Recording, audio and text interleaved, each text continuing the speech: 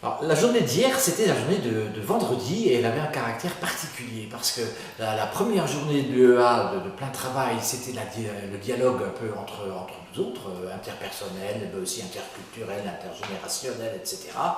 Et la journée d'hier, c'était une journée plus théologique, si on peut dire, et même christologique, pour prendre un grand mot, puisqu'il s'agissait de voir comment Jésus communiquait, comment Jésus dialoguait.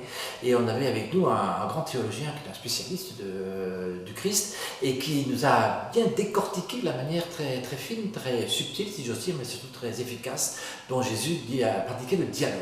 Alors, ce qui était intéressant, c'était de voir que ce n'est pas simplement une communication un peu lisse, comme si Jésus était très fort en management et en communication, en technique, que sais-je, mais que c'est une communication qui est liée directement à sa mission, la manière dont Jésus dialoguait avec ses contemporains, la manière dont il a annoncé le royaume de Dieu qu'il est venu instaurer.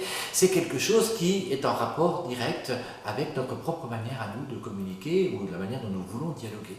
Et donc c'était intéressant de voir que ça passe par le silence. Ça passe par la mort sur la croix. Dieu s'est tu sur la croix en Jésus, son Fils. Et à partir de ce moment-là, on peut revisiter un peu mieux la manière dont nous-mêmes nous dialoguons, avec quelques difficultés quelquefois. Si on parle trop facilement entre nous, c'est qu'on ne parle pas en vérité.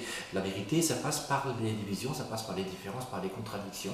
On s'en est aperçu le soir même avec une table ronde diffusée par RCF, où les gens, les catholiques qui étaient là, devaient parler aux catholiques, mais ils ont relativement peu parlé entre eux. Ils ont plus parlé du dialogue à tous comme ça.